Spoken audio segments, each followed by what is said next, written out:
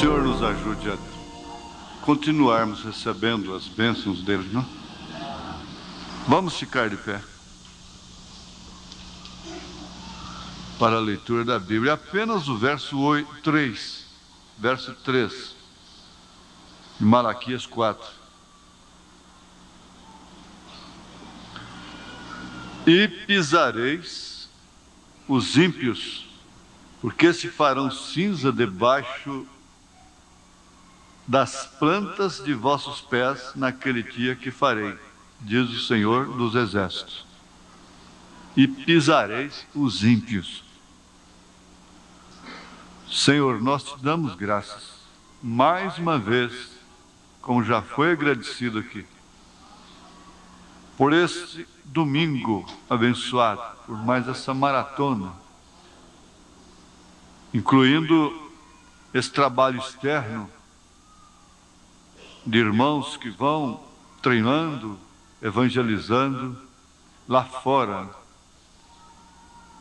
e voltam cheios da graça, como o irmão Lázaro cantando aqui, tocando o seu acordeon. Nós te pedimos, Senhor, que tudo isso seja aceito diante do Senhor, em prol dos lares, das famílias, dos filhos, dos pais, das mães, de todo o teu povo, não só aqui, mas em todo o Brasil, em toda a terra. Em nome de Jesus Cristo, nós te pedimos estas bênçãos. Amém. Assentar-vos.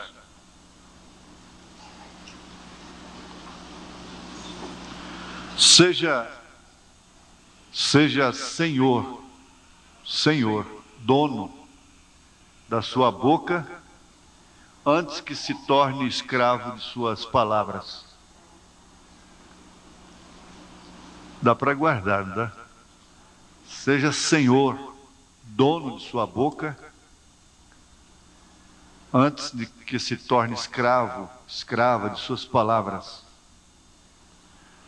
Isso combina perfeitamente com o que Salomão disse: tu enredastes com tuas palavras.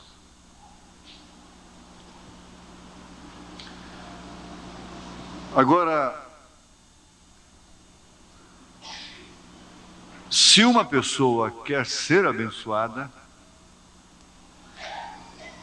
é respeitar a quem ela deve respeito. É honrar a quem ela deve honra. O filho, a filha, que obedece seu pai, sua mãe, não levando em conta mesmo as suas ignorâncias, porque há muita coisa hoje que por serem boas, honestas, visando o bem futuro da jovem, do jovem, são consideradas como ignorância. Parece que cada um tem que aprender por si mesmo, sofrendo, batendo a cabeça, pagando preços terríveis. Mas a Bíblia disse que vejam, um mandamento que passou para o Novo Testamento como mandamento. Honra o teu pai e a tua mãe, que é um mandamento com promessa. Com promessa de que você vai viver muitos dias, vai ter longevidade. Por isso que você não deve obedecer a ninguém quando aquela pessoa quer que você transgrida a palavra de Deus. O profeta disse: quando um homem quer que uma mulher corte seu cabelo, ela não lhe deve obediência. Quando um homem quer que uma mulher se vista de uma maneira sumária, ela não lhe deve obediência. Quando um homem quer levar uma mulher a lugares imundos, então ela não lhe deve obediência. Quando o homem quer impedir a mulher de adorar a Deus, vir à igreja, ela não lhe deve obediência. Eu diria, para agir com sabedoria, não é? Ora, então, primeiro Deus, segundo Ele, terceiro você.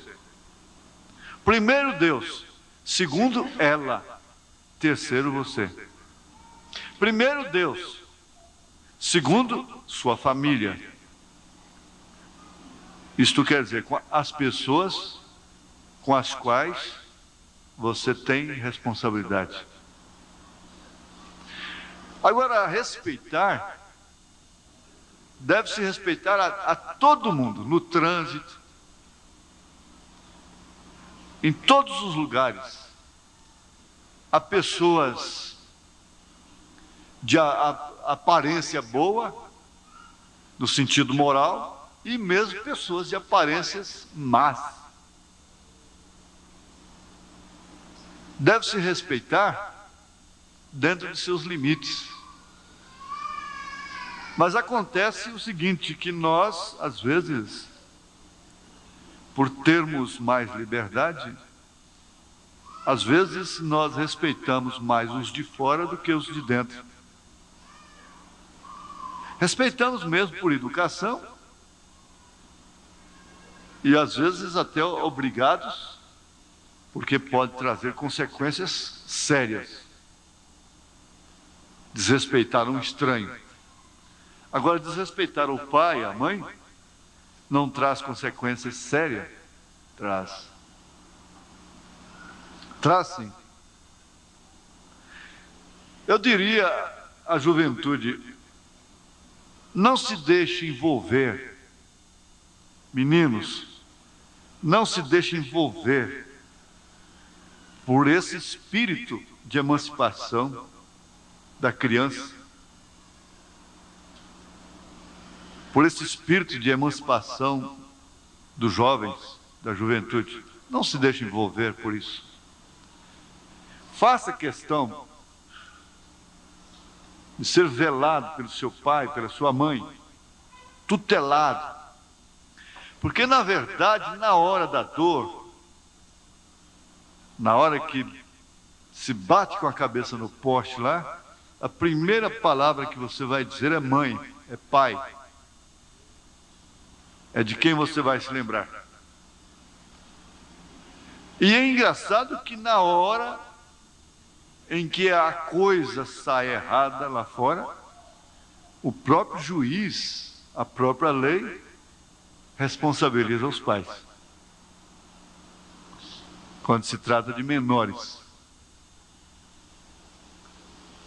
Então,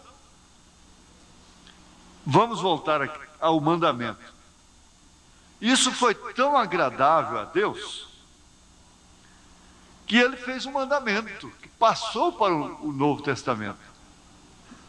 Honra o teu pai, honra a tua mãe.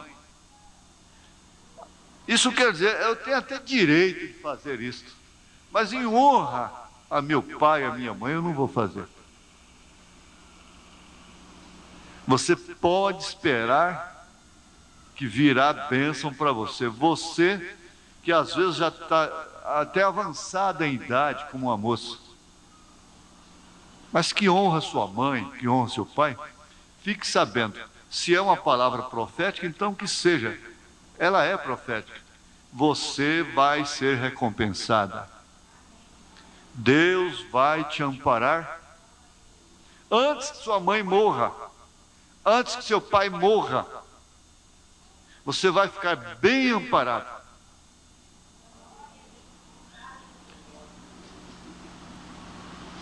Porque você tem honrado a sua mãe. Porque você tem honrado a seu pai. Você não saiu por aí usando de seus direitos de uma maneira vulgar. E você tem uma recompensa. Você, jovem, que pela mesma forma tem honrado às vezes um pai incrédulo.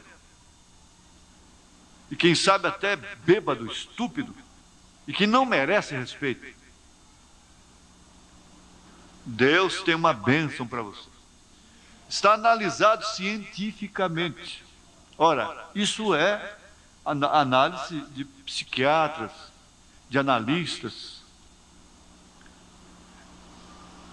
Um deles chegou a escrever dizendo: olha, se você vai casar com a moça que foi criada vendo os pais brigando, fique sabendo, você vai ter uma esposa relienta, brigona, contenciosa. Porque ela foi formada daquela forma, vendo, assistindo pai e mãe brigando todos os dias. Então, por isso ele disse: você não deve, em outras palavras, né? Você não deve prejudicar tanto a sua filha, o seu filho, os seus filhos, brigando, dando vazão à sua ignorância, à sua estupidez, na presença deles. Para que sois dignos, então, de serem chamados de pais e de mães. Deveriam respeitar a inocência de uma criança no berço.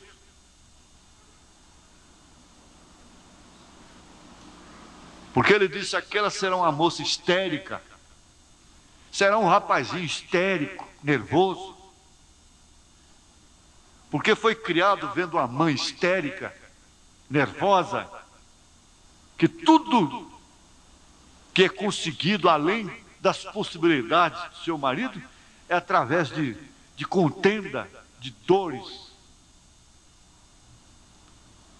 Ele diz: olha, você vai se casar com problemas. Com problemas. Você deve olhar muito a vida conjugal dos pais daquela moça com quem você vai se casar. É o primeiro passo que você deve dar. E pela mesma forma ela. Agora, aqui, para nós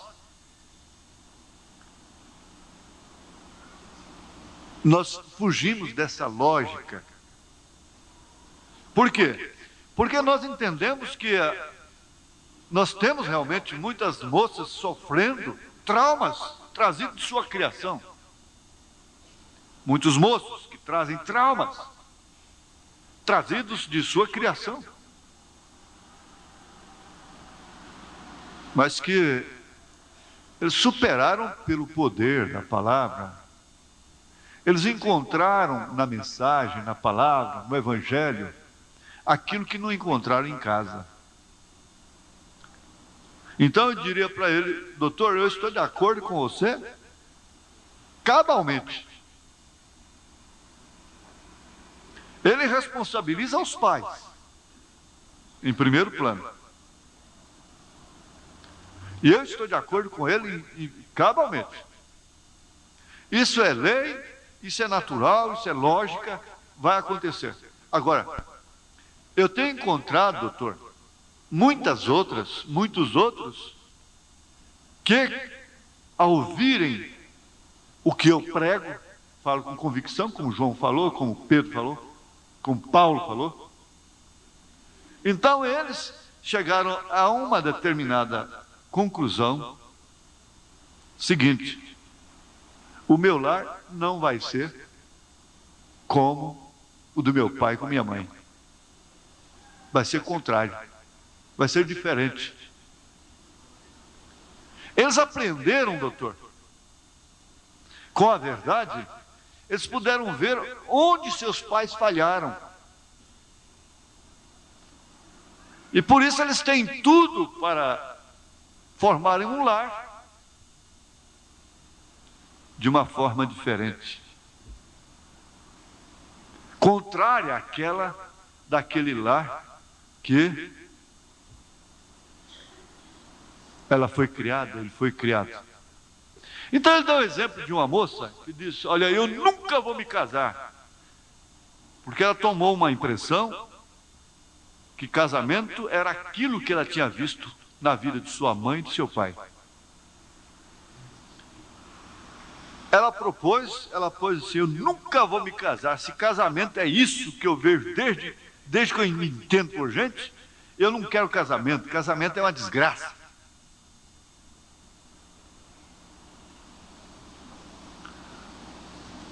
Mas, por fim, ele mesmo descobriu que a falha estava nela e ajudou. Então ela tirou aquela opinião.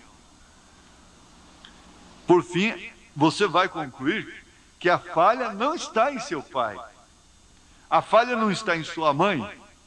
A falha está em você. Se essa falha foi adquirida através de sua criação, Pedro disse: não foi com prata nem com ouro que fostes resgatados da vã maneira de viver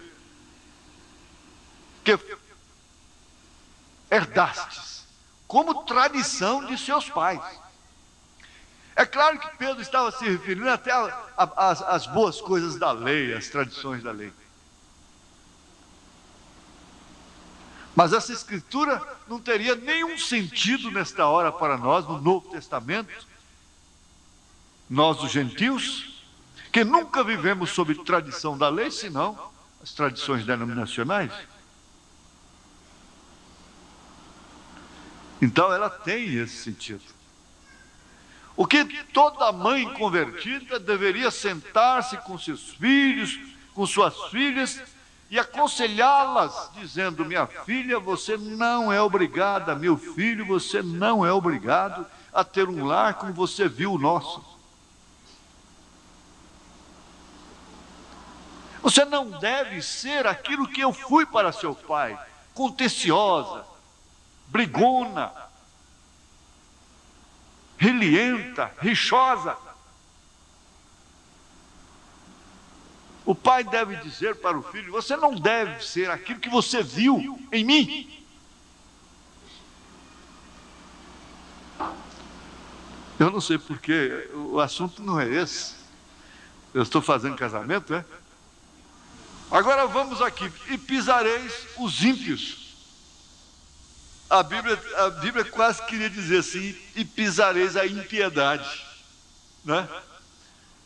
Mas a questão que a impiedade não teria nenhum efeito destrutivo como tem, se não houvessem ímpios, se não houvessem as pessoas ímpias, as pessoas através das quais ela operasse. A impiedade opera principalmente como falta de respeito, falta de temor a Deus. Se a piedade da estatura do varão perfeito é temor a Deus, então a impiedade na estatura do varão imperfeito, porque às vezes a gente ainda está na estatura do varão imperfeito. A base da estatura do varão imperfeito é essa. Dúvida? Você já tem? Quem tem dúvida? Ninguém tem dúvida. Está bem. Fraqueza, frouxura, ignorância, que seria intemperança, impaciência, né?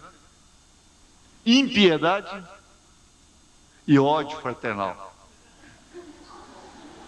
A pedra que curou é o ódio encarnado. Essa é a estatura do varão imperfeito. Mas aquela ali é do varão perfeito. Fé, vamos lá? Fé, virtude, conhecimento, temperança, paciência, piedade, amor fraternal, amor. Fala amor. E pisareis os ímpios. Nós não vamos ficar nisso. Mas como nós estamos sentindo assim um tanto seguros, parece que é uma hora de se estudar essas mensagens, voltar com elas à tona, e elas ficando tão novas como estão ficando para nós. Vou dizer-lhes algo mais acerca dos sabatistas, que dizem que nós estamos equivocados quando nos reunimos no domingo, primeiro dia da semana. Aqui está o que disse Justino no 2º século. Agora vem o conhecimento histórico. No domingo se tem uma reunião de todos aqueles que vivem nas cidades e vilas. Ele escreveu, existe esse documento histórico. No domingo se tem uma reunião de todos aqueles que vivem nas cidades e vilas. E se lê uma porção das memórias e os escritos dos apóstolos até onde o tempo permite. Quando se termina a leitura, o que preside num discurso dá a demonstração e a exortação para imitar essas coisas notáveis, segui-las, colocá-las em prática. Depois disto, todos nos pomos de pé para oferecer oração geral. Ao terminar a oração, como temos explicado, se serve o pão e o vinho, se dá graças e a congregação responde: Amém. Então os elementos são distribuídos a cada um e os diáconos levam à casa dos que estão ausentes, os que têm posses e aqueles que assim o desejam, dão contribuições voluntárias e logo esta coleta é entregue ao que preside, o qual com ela supre aos órfãos, viúvas, prisioneiros e estrangeiros que têm necessidade. Assim vemos que aqueles que dizem que a igreja primitiva mantinha a tradição judia de se ajuntar no último dia da semana, estão em suma ignorância do que a história mostra e por isso não são dignos de confiança. O seu ensinamento não é digno de confiança. Você deve ter confiança no ensinamento que você recebe, mas você deve analisar se aquele ensinamento é digno de confiança, porque ele poderá levar a sua alma para o céu, para o descanso, mas poderá levá-la também para um eterno sofrimento. Então, se você recebe um ensinamento de emancipação, a emancipação mundana, o que mais significa uma insubmissão, uma irreverência, esse ensinamento poderá levar a sua alma para o tormento, não para descanso. E é ensinamento de ímpios, os quais serão pisados pelos fiéis. Porque ímpio é aquele que não é fiel a Deus. Justo é aquele que é fiel a Deus. Esse é que é o justo. Aquelas pessoas podiam vir a ele, aquele que preside, e encontrar aquele repouso. Por quê? Há um gemido aonde? Em todos os corações. Um gemido em todos os corações por aquele repouso. Porém, a maioria não conhece a resposta. Porque vivem sob conselhos dos ímpios. Por isso se assentam na roda dos escarnecedores. Naquele tempo, Davi via, você tinha que sair de casa, se assentar lá num bar, na porta se assentar numa roda de escarnecedores. Escarnecedores. O justo não se assenta nessa roda de escarnecedores. Para começar, ele não come essas coisas porque ele está dentro de um quadro, de um bando de aves que não tem fel, que não tem a natureza de comer carniça, que é a pomba. Muito embora nenhum homem possa dizer que é a pomba, mas o Espírito Santo é a pomba. Tanto que quando ele desceu sobre Jesus Cristo lá no Rio Jordão, ele foi visto em forma de pomba, que é a ave mais pura, descendo não sobre um lobo, diz o profeta, mas sobre o cordeiro, o animal mais obediente. Porque ela teria que conduzir esse cordeiro para onde ela quisesse, até mesmo para o monte da tentação.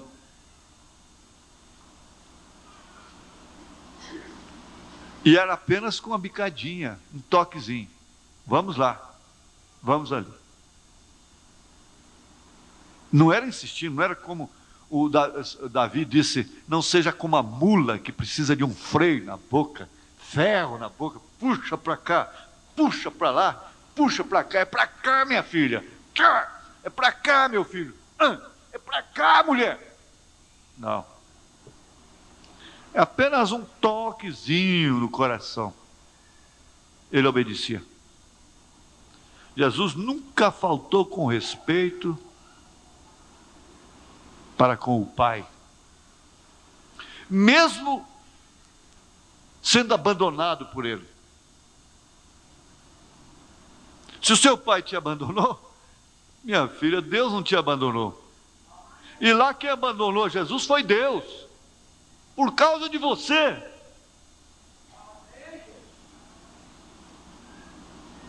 Agora,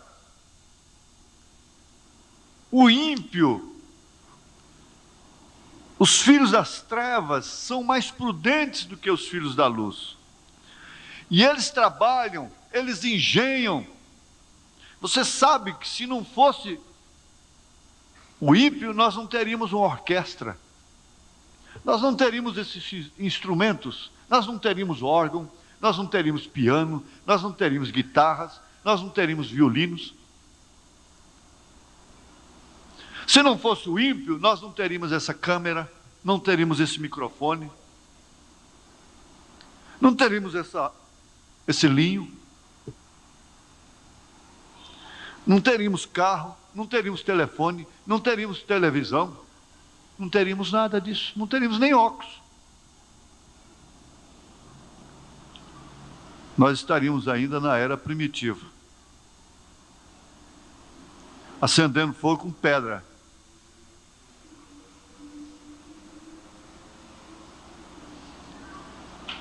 Por aí você tira uma noção. Nós não poderíamos escovar os dentes com escova.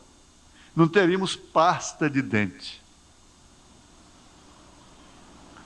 Se tudo isso dependesse dos justos, nós não teríamos nada disso.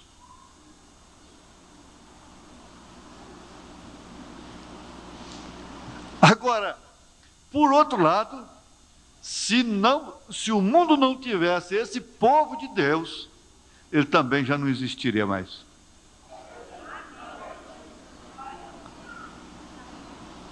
Como vai deixar de existir?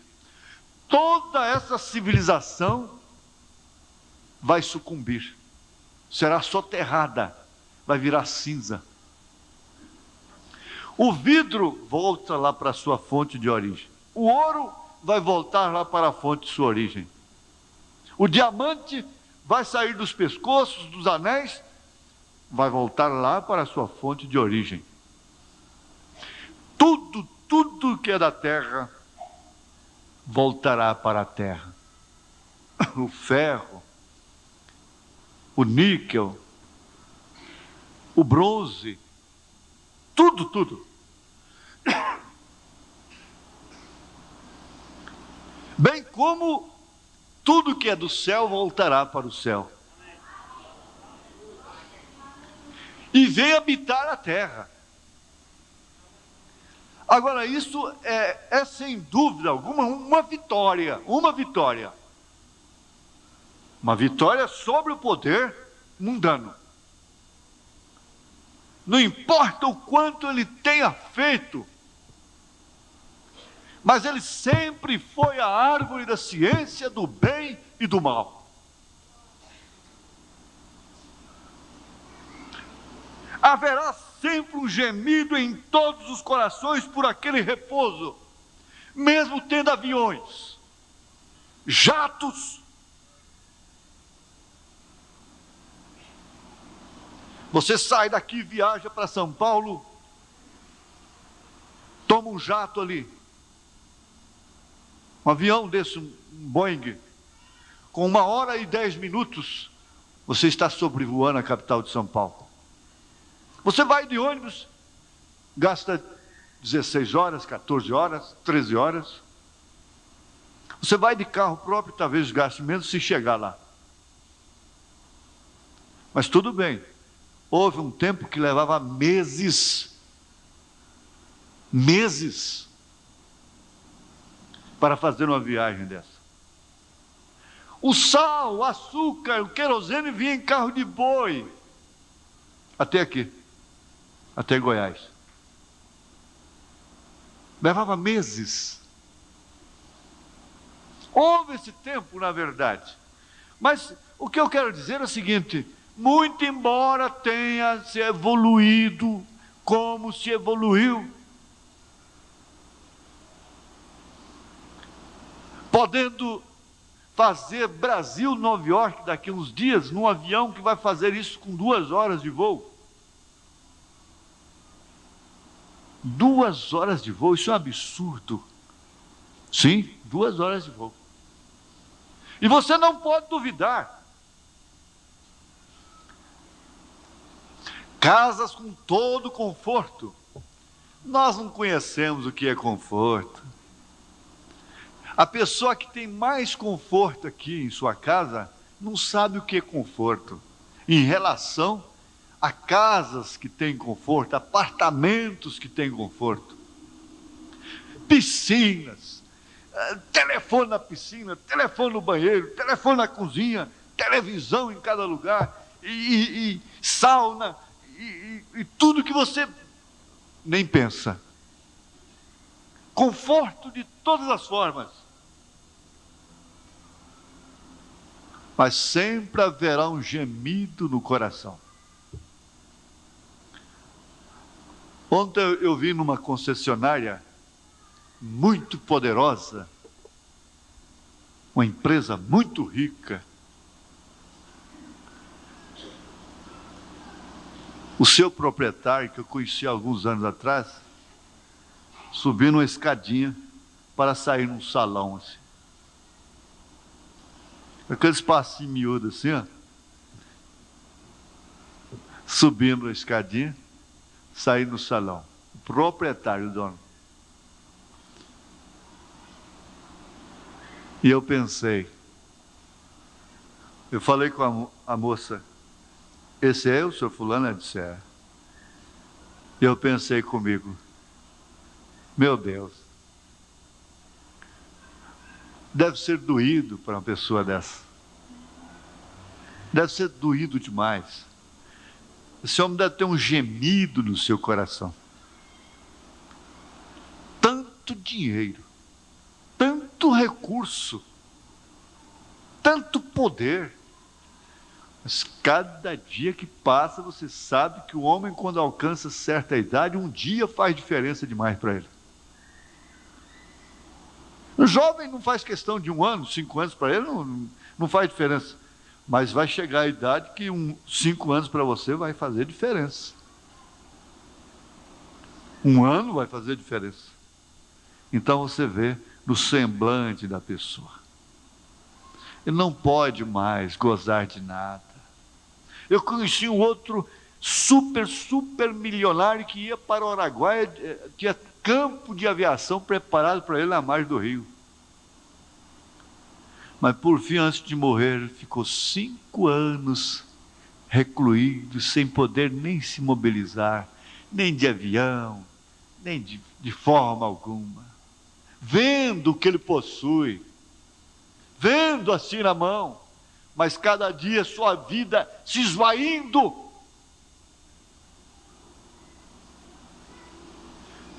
Há ou não há um gemido naquele coração? Ele daria tudo para começar de novo. Se chegasse um mágico ali para ele e dissesse: senhor fulano, escuta, o senhor perde tudo que o senhor tem e o senhor vai se tornar um jovem de novo. Talvez ele aceitasse de pronto.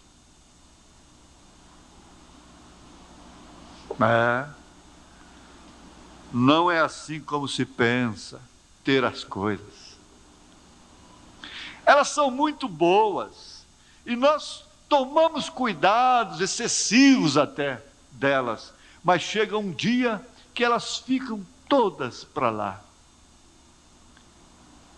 Um homem ia viajando de avião, pilotando seu próprio avião com sua esposa, de repente morre pilotando o avião, sofre um infarto cardíaco. O outro estava numa reunião de decisão que implicava milhões de dólares. De repente baixa a cabeça na mesa, enfia o nariz dentro do prato do banquete, morreu.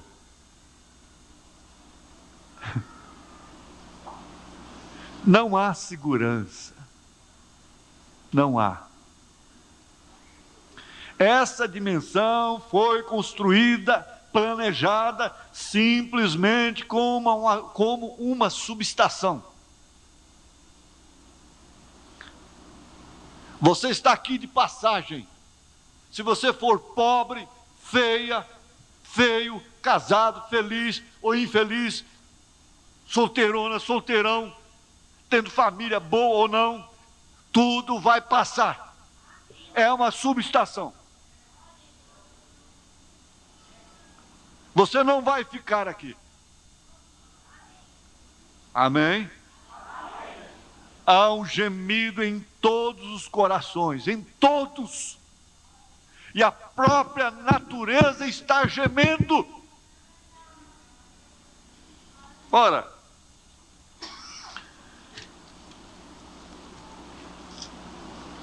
eu não dou conta de citar de cor, mas veja, aos Romanos capítulo 8, verso 18 em diante.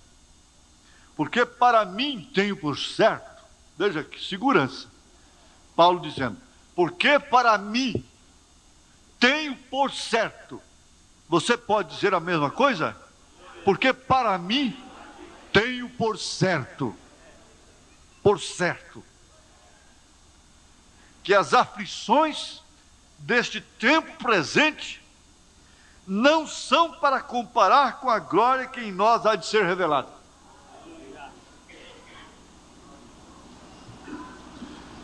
Você precisa olhar isto com segurança, com confiança,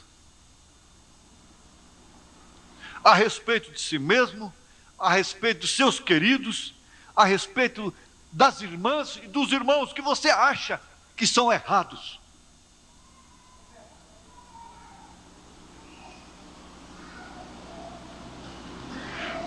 Aí ele continua dizendo, porque, olha gente, graças a Deus que a Bíblia é tudo para nós. A Bíblia é a última palavra. Se a Bíblia falou, seja homem todo homem mentiroso e Deus verdadeiro. Se o mundo quisesse saber o que a Bíblia diz a respeito disto e daquilo, o mundo não estaria do jeito que está. Jesus não estaria voltando, porque esse reino não é dele. Eu votaria para a monarquia, para voltarmos a ter um rei, desde que esse rei fosse justo, pudesse ser justo, mas ele não pode ser justo, ele não tem condição de ser justo mais. Nenhum governo tem condição de ser honesto, de ser justo, de ser bíblico. Nenhum governo nessa terra pode ser bíblico mais. Nenhum governo nessa terra pode ser mais como Abraham Lincoln, como George Washington, que pegou no mosquetão também, com a neve pela sua cintura, orando e lutando pelo seu povo. No outro dia tinha 5 furos de bala no seu casaco, inclusive no seu chapéu. Nenhum pegou nele. Mas o profeta diz: você pode botar um Abraham Lincoln em cada esquina da América hoje, que não tem mais jeito, porque o povo não tem respeito para com Deus. O povo ficou ímpio. São ímpios.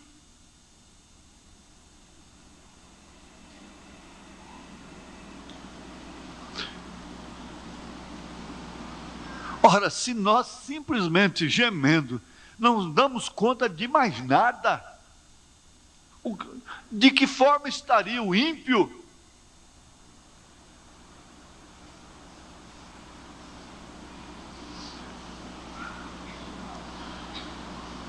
Há uma ardente expectação da criatura que está esperando a manifestação dos filhos de Deus.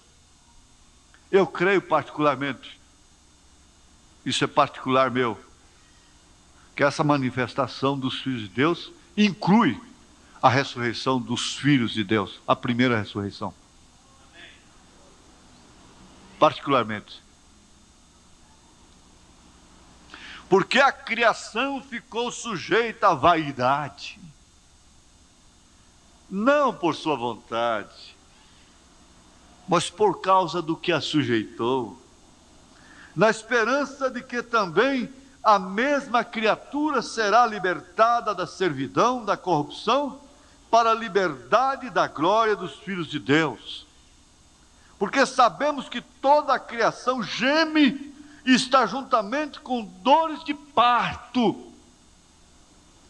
Agora, irmã, você que é mãe, teve parto natural, você sabe o que significa isso. Você sabe muito bem o que significa o que Paulo está dizendo. Veja, porque sabemos que toda a criação geme e está juntamente com dores de parto até agora. Isso quer dizer que está dando a luz a um filho. Esse nascimento tem dores, é antecedido por dores de parto. E é justamente nessas dores de parto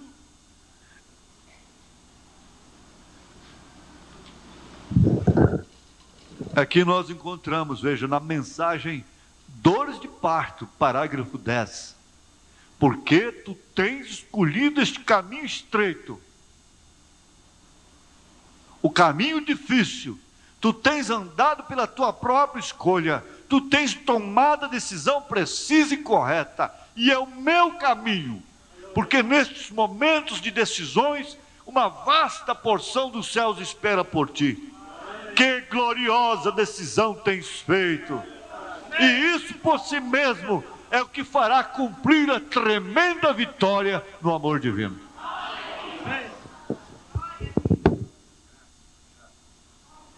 Justamente na mensagem dores de parto,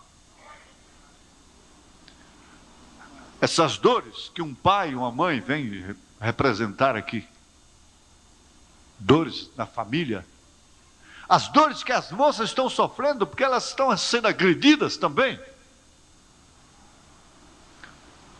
nos estabelecimentos de ensinamento, em todos os lugares, os moços estão, as crianças estão sendo agredidas, violentadas. Isso é uma violentação. Este conhecimento prematuro, precoce, que eles estão jogando sobre as crianças, é uma violentação. Isso é falta de sociologia, isso é falta de antropologia, isso é falta de conhecimento do próprio homem, da estrutura do homem. O salmista diz que Deus conhece a estrutura do homem. E Deus não exige do homem mais do que aquilo que Ele deu para o homem. Então não demora muito nós termos máquinas humanas fabricadas em laboratórios, sem nenhum sentimento para com Deus. Super raças.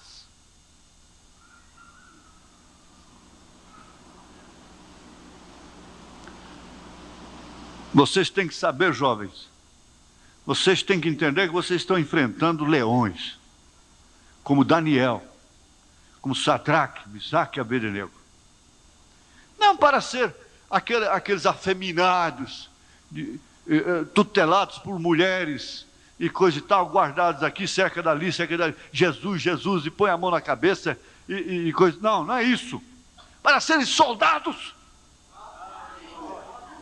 conscientes de si mesmos, varonis.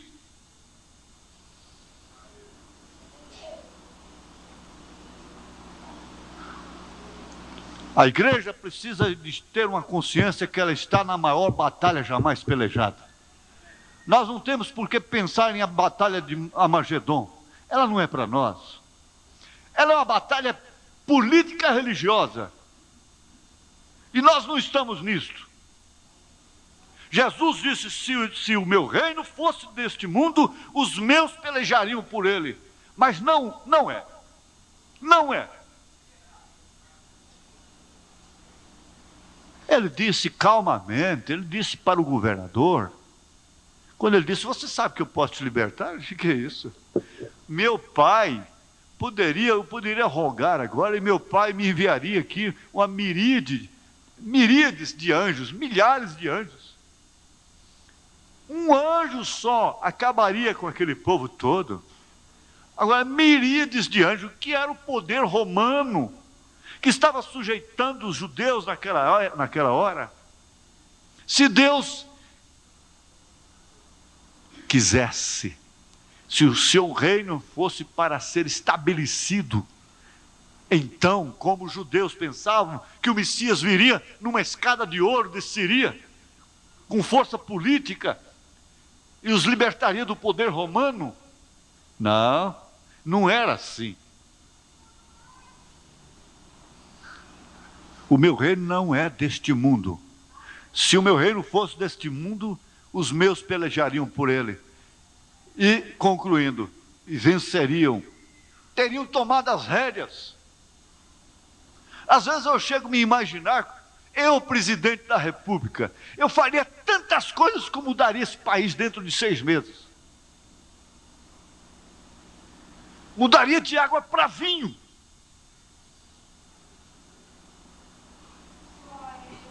E não precisaria muita coisa. Mas o reino de Jesus não é deste mundo. As escrituras têm que acontecer, têm que cumprir. Isto é certo. E por isso a igreja se conscientiza de que ela é esposa, e esposa tem que ter consciência. Você não vai se casar pensando que se você não quer ter dor de parto, então não te cases. Respeitando todas as condições que porventura não permitam a mulher criar temporariamente, ou quem sabe ela ter esse desgosto de nunca poder criar. Não estou me referindo a elas.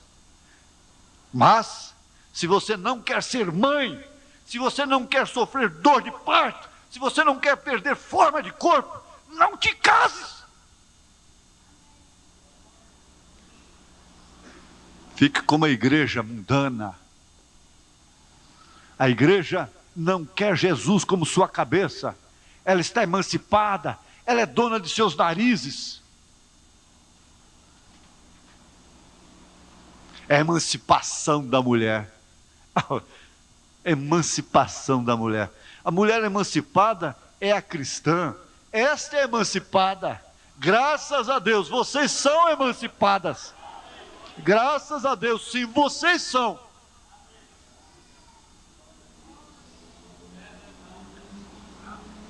Mas se ela é esposa de Cristo, pode saber, dores de parto. Você terá que ter dores de parto, porque você é esposa. é esposa do Cordeiro. Ele gerou o filho em você, o filho da palavra. Então, por isso nós vemos os pais, às vezes você pensa, o pai se torna inconveniente dentro de casa, o pai se torna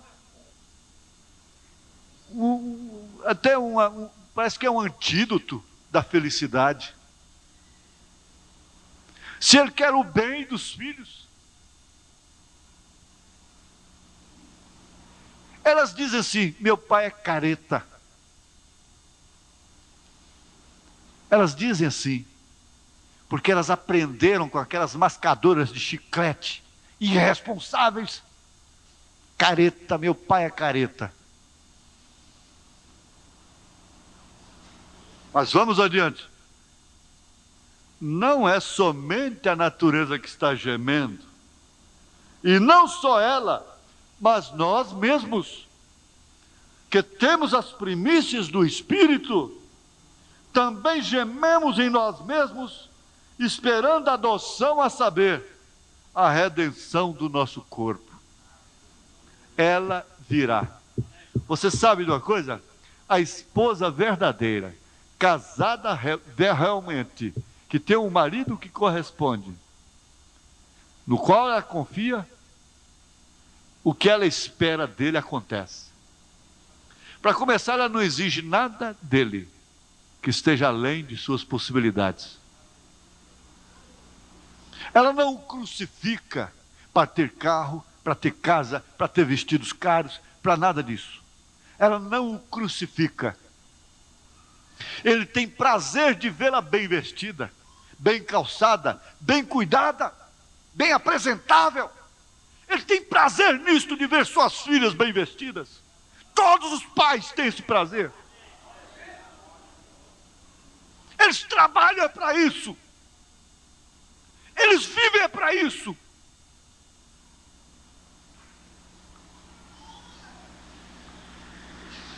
E a verdadeira esposa, ela espera. Ela espera. E o que ela espera, acontece.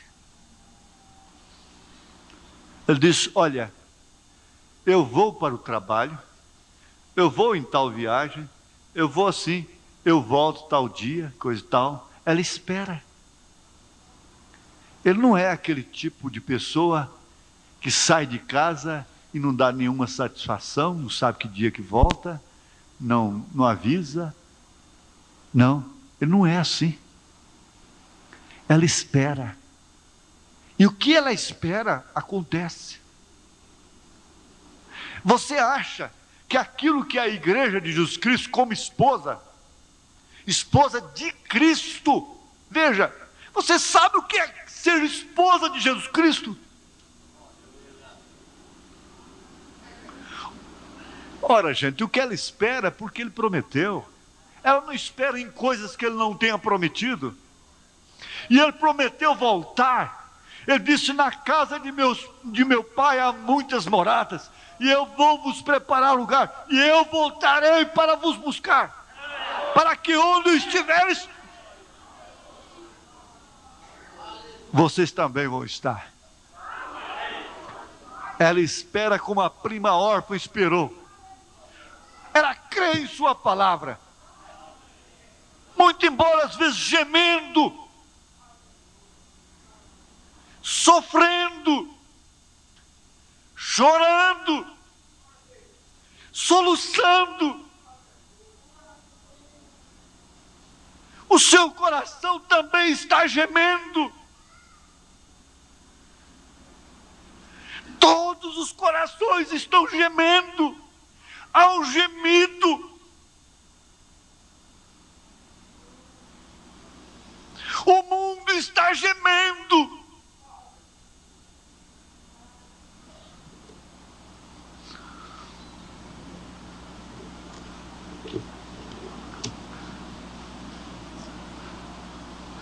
Mas Ele tira, Ele traz o bálsamo.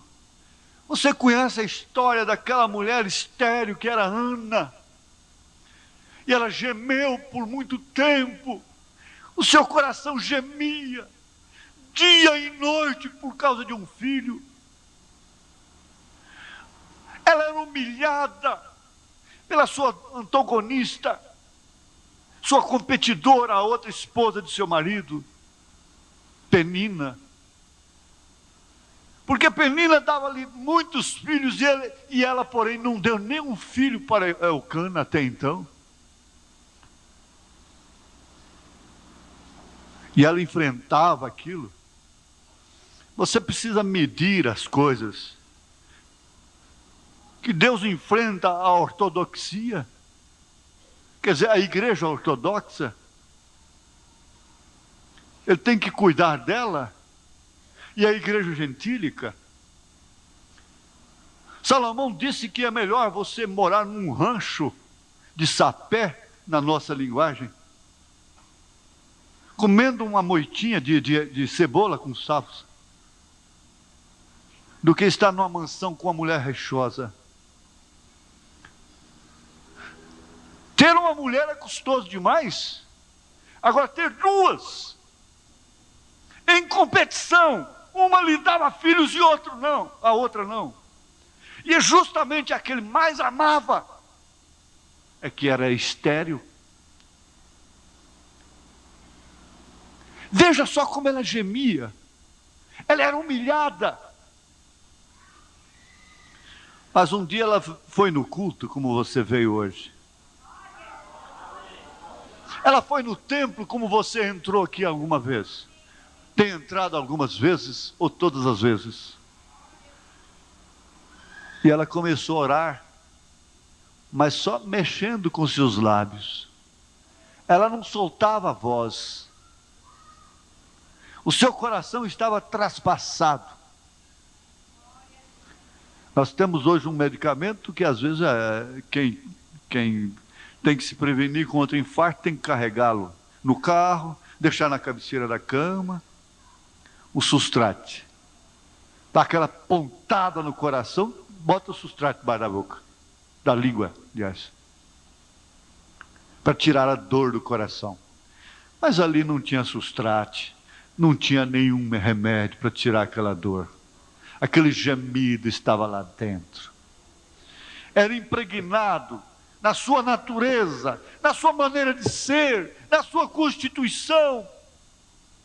Somente um filho poderia acabar com aquele gemido. Até que o sacerdote chegou e disse: olha, você está embriagada aqui na casa de Deus? Ela disse: não, meu senhor, eu não estou embriagada. Eu sou uma mulher amargurada de coração. Eu estou aqui gemendo perante meu Deus, porque eu não suporto mais ser estéril, não ter um filho. Naquela hora Deus moveu o coração do sacerdote ali e abriu a sua boca e disse: vai-te em paz, o Senhor conceda a tua petição. Oh, mas eu gosto dessa passagem, você sabe, eu frequentemente estou repetindo isso aqui. Isso é mais do que bonito. Isso é empolgante, isso é vivificante, isso é tônico.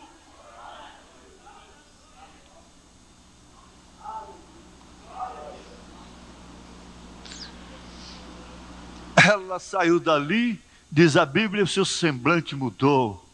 Ela não comia, mas passou a comer. E logo em seguida, o filho veio. Igreja, essa promessa não é minha. Não creiam em mim. Nós ouvimos aqui na sexta-feira do pastor Elias. Não creiam em mim como homem, o profeta dizendo. Ele disse, ele clamou para a igreja: não creiam em mim como homem que sou. Creio na palavra. Eu sou apenas um porta-voz dele, eu sou um microfone dele. Eu sou um alto-falante dele, apenas isso. Eu sou uma corneta dele. Ele apenas está me usando para dizer: igreja, você é esposa. E é natural de uma esposa ter dores. Você pensa que mesmo conseguindo o filho, tendo concebido o filho, depois ela não teve dores de parto? Teve sim, ela não fez cesariana. Que aliás se tornou uma opção hoje, não é? Uma ridícula opção. Quando é necessário, tudo bem, mas como opção, misericórdia.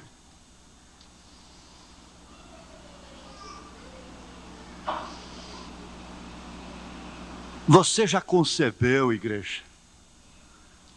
Igreja em Goiânia, igreja no Brasil, igreja da roça, igreja das favelas, igreja de toda a terra.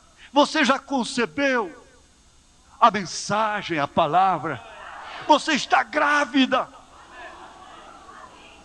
Você tem perdido a forma? E parece que está vindo já umas contrações, dores de parto, dentro de casa, na rua, no trabalho, nos negócios, dores de parto, gemidos no coração. Não se pode comprar nada sem estar comprando a mentira. Não se pode vender nada sem, meu Deus, misericórdia.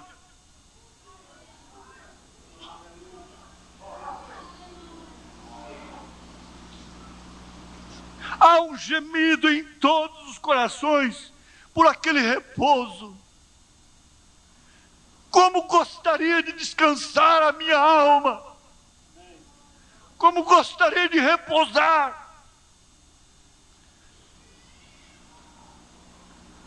Mas quando ela alcançou a promessa, parece que ela tinha alcançado tudo, e alcançado a palavra do sacerdote, que foi um profeta para ela na hora ali. Ela teria alcançado tudo? Potencialmente.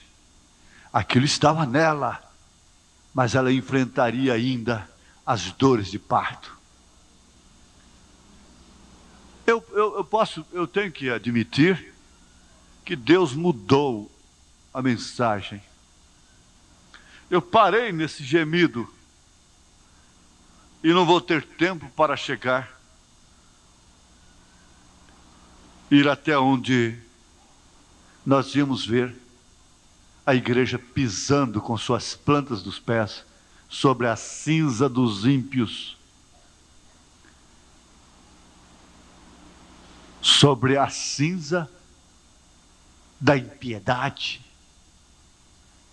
isto que a sujeita hoje. Pensa você, irmãs sofrendo vergonha que elas nunca pensaram em enfrentar, pais enfrentando vergonha. Você passa e condena aquele pai? Você tem coragem de fazer isso? É porque você não é pai, então.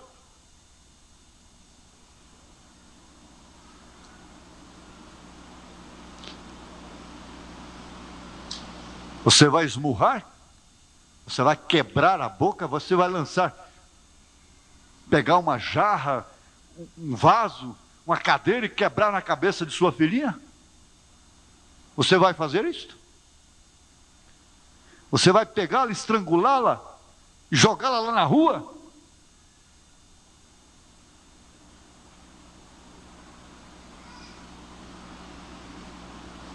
Tem que se entender, tem que se respeitar, tem que se ter temor.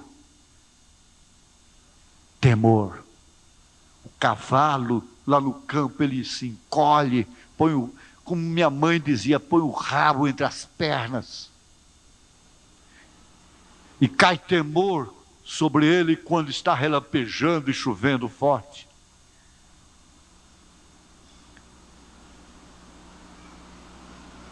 Ela diz assim: o cachorro valente mete o rabo entre as pernas e esconde debaixo da cama.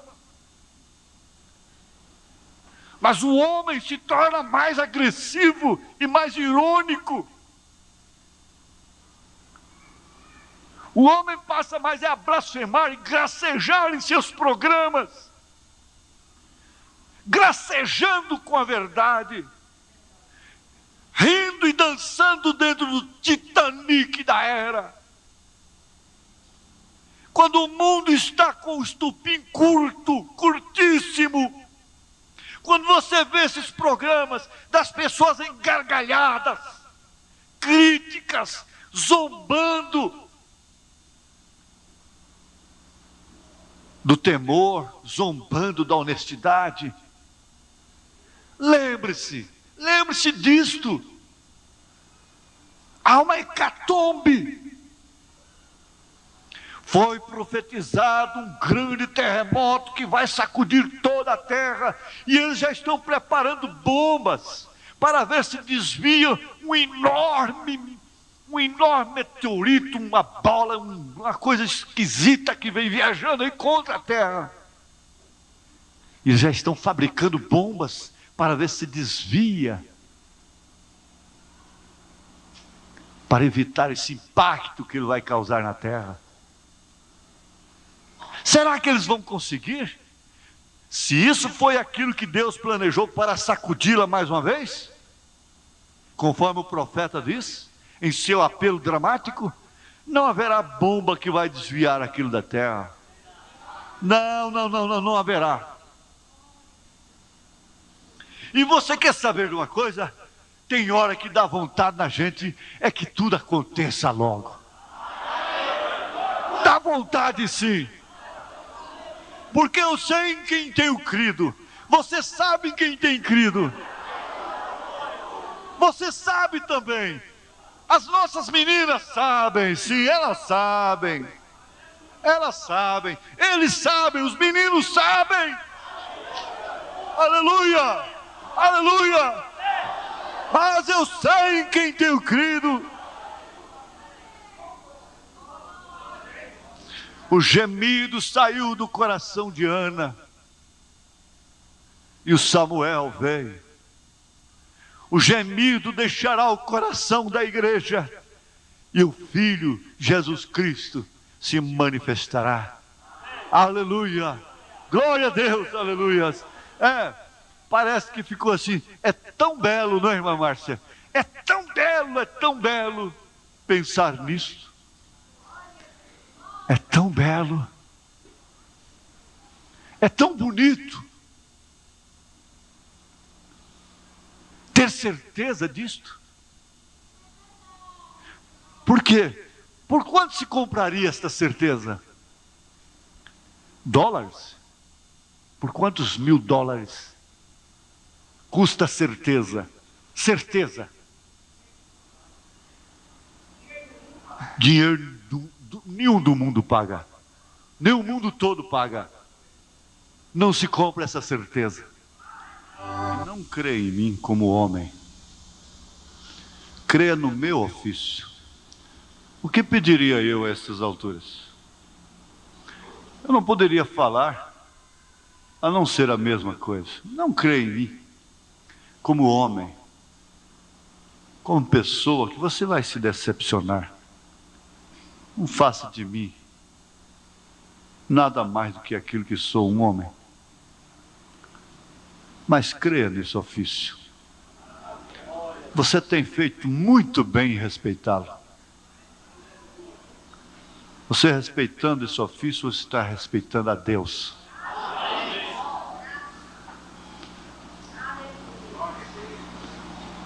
E Deus escolheu esse ofício para publicar verdades que somente ofício desta natureza pode publicar. Você pode encontrar homens melhores, mas não ofícios. Homens melhores, mas não ofício. E todos os ofícios que estão associados com este ofício gozam da mesma missão, da mesma vindicação. se tornando um ofício só, todos nós. Eu mesmo deveria respeitá-lo mais. Talvez eu não o respeite como vocês respeitam esse ofício. Você sabe que o profeta na sua casa não tem honra. E não há uma pessoa que você desrespeite mais do que a você próprio. Se você for analisar, isso é verdade. Começando pela alimentação. Isso é uma verdade. Mas nós glorificamos a Deus por esse ministério. Esses pastores espalhados por todo esse Brasil afora. E vamos dizer uma coisa, por toda a terra. Porque esse é o ministério do profeta, do irmão Branham. Esse ministério não é meu. Não é de homem. É de Deus através do seu profeta.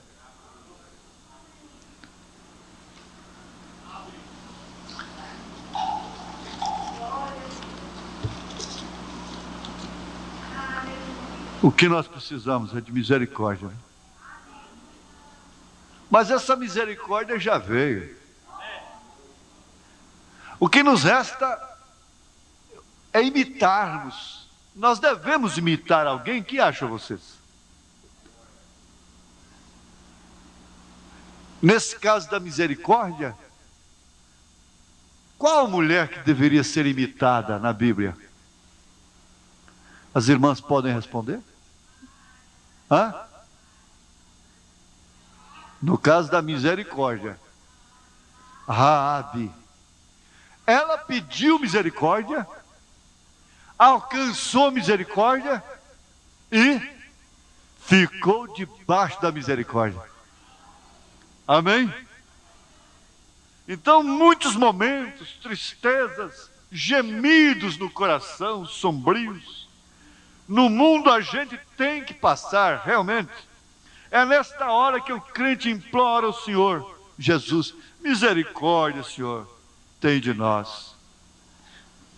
Para mim, a mensagem é essa resposta, é a misericórdia de Deus. Misericórdia, Senhor, misericórdia. Senhor, tem misericórdia de nós. As lutas aqui são grandes. Ó, meu Senhor, atende a minha voz. A minha visitante, o meu visitante, podia tomar parte disso assim, como seu, como propriedade sua, como oração sua também. Tem misericórdia de mim. O visitante, a visitante podia também pensar nisto, orar no seu espírito, dizer: Senhor, tem misericórdia de mim.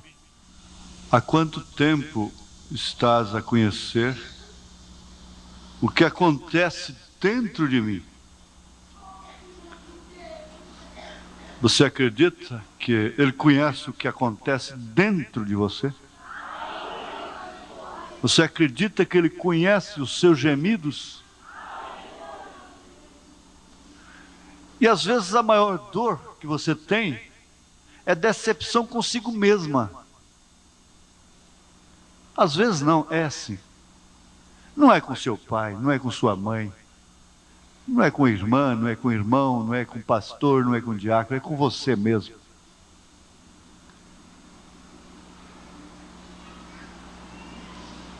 Pai, eu sei que o tempo vai e nada fiz daquilo que te prometi. Prometo, mas não cumpro. Eu disse uma vez que louvaria a Ti durante toda a minha vida e Te honraria.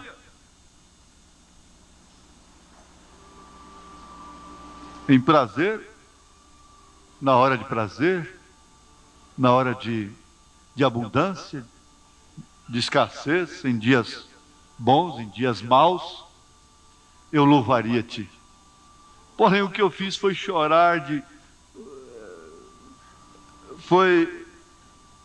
o que me faz chorar foi: Senhor, que foi o meu murmurar, quer dizer, a murmuração foi mais do que o meu louvor. Eu já murmurei muito mais na minha vida do que louvei. Que decepção! Se estivesse embalando, botando dentro de um saco, um recipiente, as murmurações que a gente faz. Murmuração em casa, por causa disso, por causa daquilo. Os michoxos que a gente dá na vida. Pegasse, viesse, despejasse tudo aqui agora. E depois pegasse o louvor, a gratidão. Quantos quilos de murmuração ia dar? Quantos quilos de michoxos? De reclamações? Quantos quilos? Será que daria 1 quilo de louvor? 1 quilo de gratidão? Aí vem a misericórdia de novo. Pai, misericórdia tem, mesmo sabendo o crente que eu sou, que eu tenho sido, né? Tu me faz tantos bens. Há um gemido em todos os corações por aquele repouso. Amém. E não há nenhum coração de filho de Deus que possa gemer por coisa que não existe. Se há um fundo clamando, o fundo é porque é um fundo para responder.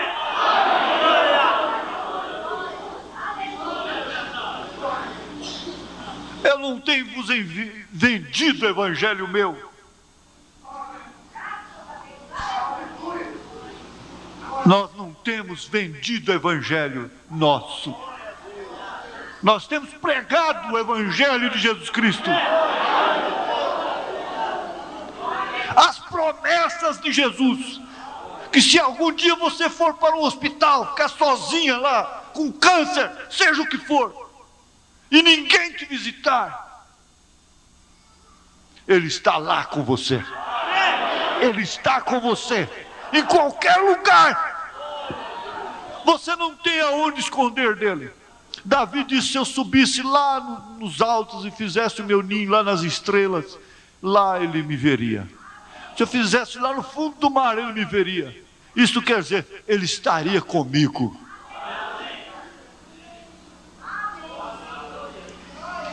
É bom, é gratificante, é confortante, é animador.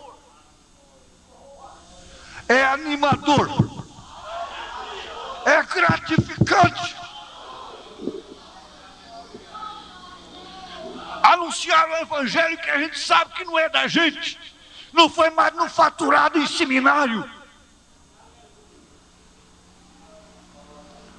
e nem tão pouco em quarto de tonteria.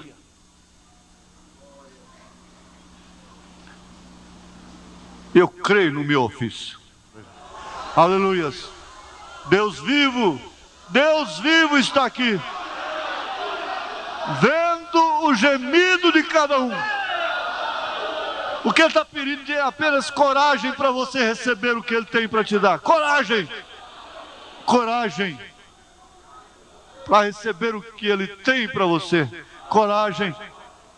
Quando Ana recebeu, aquilo lhe causou dores de parto. Glória a Deus, tenha coragem. Em nome de Jesus Cristo. Você é um pregador do Evangelho também, e você está aqui por uma boa causa. Você não está doente, você está em necessidade e você quer um avivamento pentecostal para começar em sua igreja. Todos nós queremos isso. Vamos todos ficar de pé por um avivamento